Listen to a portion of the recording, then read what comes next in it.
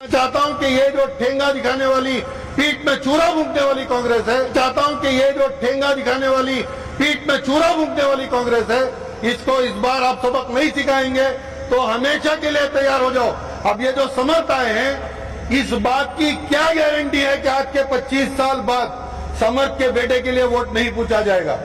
जब इनकी अम्मी बूढ़ी हो जाएंगी तो समर्थ एमपी इलेक्शन लड़ेंगे, तो समर्थ की सीट के लिए समर्थ के बेटे को टिकट नहीं दी जाएगी, इस बात की क्या गारंटी है?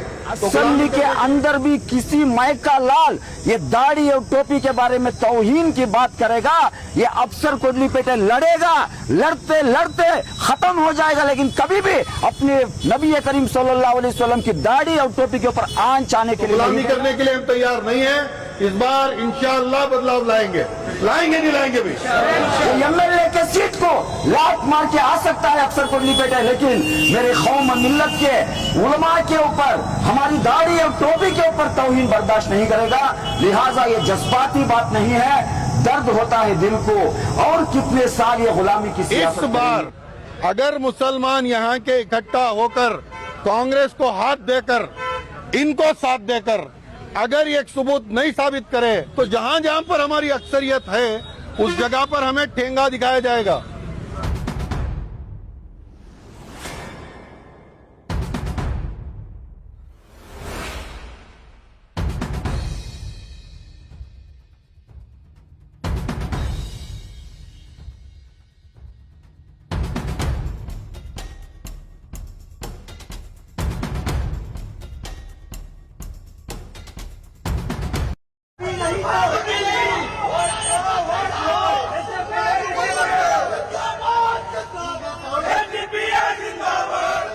पैमाने पर जो है एहतजाज की शक्ल में लोगों ने नाराजगी जताई कि पीछे जमीर अहमद खान को जो इग्नोर किया गया है, तो ऐसी हालत में क्या जमीर अहमद खान का यहाँ पर आना अच्छा है, सही है या गलत है? ये लड़ाई एक बीजेड जमीर अहमद खान साहब के जमीर की, एक जमीर की नहीं है, ये दावणगेरे साउथ के मुसलमानों के जमीर की है।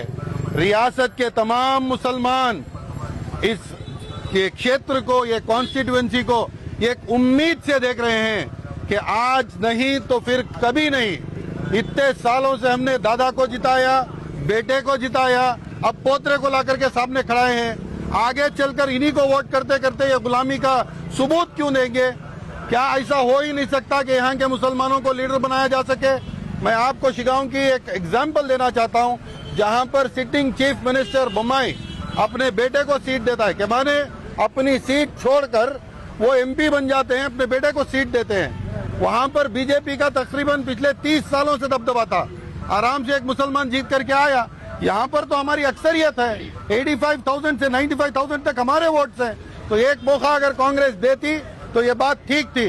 कांग्रेस ने हमारे साथ धोखा किया है, तो सिर्फ इस बार मैं ये कह रहा हूँ कि एक बार आगे बढ़कर आए, एक मौका फराहम करें। पिछली बार भी, पिछले नहीं उससे पहले के इलेक्शन में जब कोई ऐसी बात नहीं थी, नॉर्मल इलेक्शन था, उस जगह पर जेडीएस से आगे एसडीपीआई रुकी हुई थी।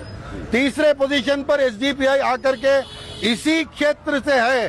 तो आज वो मुजाहिरा आप जाहिर करें, अपना वोट कांग्रेस को देकर फिर हम लोग गुलामी की तरफ जाना नहीं पसंद करते।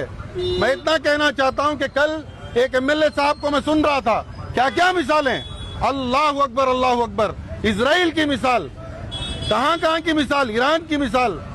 हमारा ही अपना आज हजरत अमीर शरीयत के मुकाम पर मुझे बैठे हैं, उनका मजाक उड़ाता है। दाढ़ी वाला, टोपी वाला मुसलमान है क्या करके सवाल करता है, खुद अपने चेहरे पर दाढ़ी रखकर। ये बीजेपी की जुबान बोलने कांग्रेस वाले, इनको सबक सिखाना लाजिम है, जरूरी है। मैं पहले भी 2023 में भी कांग्रेस के लिए वोट मांगा था, आगे भी वही हो सकता है शायद, लेकिन इस बार अगर मुसलमान यहाँ के इकट्ठा होकर कांग्रेस को हाथ देकर, इनको साथ देकर अगर ये सबूत नहीं साबित करे तो आइंदा चलते जब मैं हेब्बाल की कॉन्स्टिट्यूएंसी के लिए एक मुसलमान को हम लोग सीट पूछेंगे, चिकपेट की कॉन्स्टिट्यूएंसी के लिए सीट पूछेंगे, गुलबर्गा के लिए सीट पूछेंगे, तो जहां जहां पर हमारी अक्सरियत है उस जगह पर हमें ठेंगा दिखाया जाएगा। आज दावणगेरे की आवाम एक सबूत देगी, इकट्ठे होकर एक फैसला लेकर एक बार कांग्रेस को हाथ दो। इंशाअल्लाह 2028 में हमारी असेंबली में रिप्रेजेंटेशन ज्यादा हो सकती है। कल कोई कांग्रेस के एमएलए बोलते हैं कि कांग्रेस ने आपको क्या नहीं दिया, कुछ भी नहीं दिया। हमारा 2B रिजर्वेशन पेंडिंग है। हमारी बच्चियां हिजाब मांगी थी, जब ऑपोजिशन में थे तो बहुत सारी बातें करे। अरे खांदे पर जो चीज है उसे सर पे डाल लिया तो क्या फर्क पड़ने वाला है। आज इख्तिदार में मुसलमान लाया इनको 100% वन साइड कांग्रेस में वोटिंग कराकर हमारी वोट परसेंटेज, वोटिंग पैटर्न बदलाकर हम लोगों ने कांग्रेस का साथ दिया। आज कांग्रेस को चाहिए था कि कांग्रेस हमारा साथ देती। ना काउ प्रोटेक्शन बिल के ऊपर काम हुआ, ना रिलीजियस कन्वर्शन बिल के ऊपर काम हुआ, ना हिजाब पर काम हुआ, ना 2B रिजर्वेशन के ऊपर काम हुआ। मैं इतना पूछना चाहता हूं कि ये जो ठेंगा दिखाने वाली, पीठ में चूरा फूंकने वाली कांग्रेस है, इसको इस बार आप सबक नहीं सिखाएंगे तो हमेशा के लिए तैयार हो जाओ। अब ये जो समर्थ आए हैं, इस बात की क्या गारंटी है कि आज के 25 साल बाद समर्थ के बेटे के लिए वोट नहीं पूछा जाएगा। जब इनकी अम्मी बूढ़ी हो जाएंगी तो समर्थ एमपी इलेक्शन लड़ेंगे, तो समर्थ की सीट के लिए समर्थ के बेटे को टिकट नहीं दी जाएगी, इस बात की क्या गारंटी है। तो गुलामी करने के लिए हम तैयार नहीं हैं। इस बार इंशाअल्लाह बदलाव लाएंगे, लाएंगे नहीं लाएंगे भी इंशाअल्लाह। एक बात बताइए, इतना बड़ा हादसा होने के बाद एक यूथ कांग्रेस का नौजवान इस तरह के अल्फाज यूज करता है, इतना सब कुछ होने के बावजूद माइनॉरिटीज के लीडर्स जो है यहाँ पर आकर वाहवाही कर रहे हैं, कैनवसिंग कर रहे हैं, तो क्या इनका जमीर मर गया है या इनको जो है अपने आप में अफसोस नहीं है कि हमारे उलमा की तौहीन हुई है? देखिए, आप सिर्फ एक बात कर रहे हैं। कांग्रेस का एमएलए मंड्या मैसूर बेल्ट का ओपन अलल ऐलान बोलता है कि अगर मुसलमानों का काम होगा तो मैं आपको खामोश नहीं छोड़ूंगा। उसके ऊपर क्या एक्शन ले ली कांग्रेस?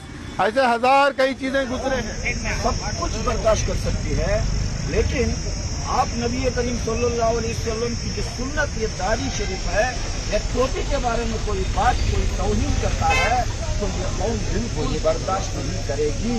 ये मेरे आप नबी करीम सल्लल्लाहु अलैहि वसल्लम की सुन्नत के ऊपर जो तौहीन लगाने वाले के हक में अगर आप वोट देंगे, याद रखो ये नबी का सच्चा गुलाम, सच्चा आशिक कल क़यामत के मैदान।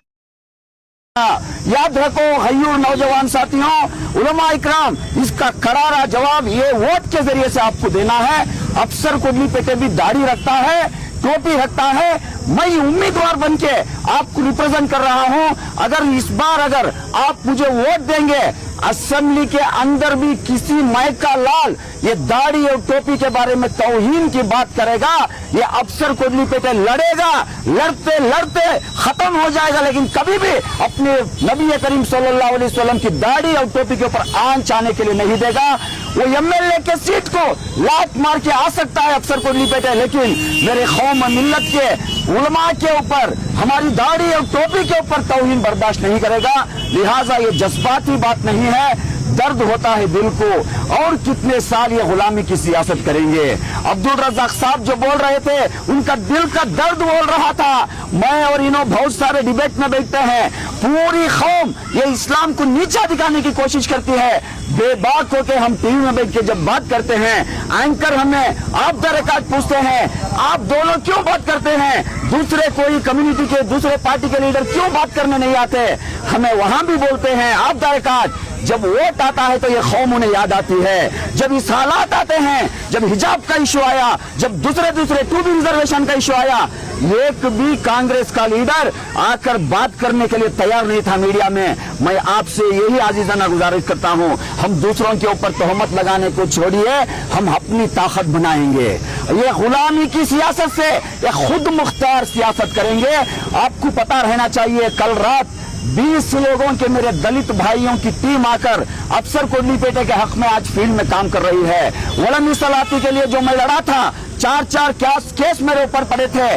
कल मैं जाके उनसे मुलाकात किया। ಬ್ರದರ್, ನೀವು ನಮ್ಮ ಹತ್ರ ಬರಬೇಡಿ, ನೀವು ನಿಮ್ಮ ಕಮ್ಯುನಿಟಿಯ ವೋಟ್ ಬಗ್ಗೆ ಕನ್ಸಾಲಿಡೇಟ್ ಮಾಡಿ.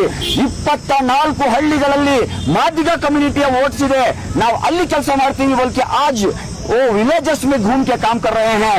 मैं सिर्फ मुसलमानों की बात नहीं, यहाँ के आइंदा कम्युनिटी भी ये खानदानी सियासी गुलामी से बाहर आना चाहते हैं। इंशाअल्लाह ये बार जीत हक की होगी, ये बार जीत यहाँ के गयूर मुसलमानों की होगी, यहाँ के दलितों की होगी, ये मुझे उम्मीद है। हमें अभी भी टाइम बाकी है, अभी नहीं तो अभी नहीं तो ये जुमला याद रखो, लिख के रखो। इस बार ये मौका गवा लिए और 50 साल की गुलामी में आपको ठेला जाएगा।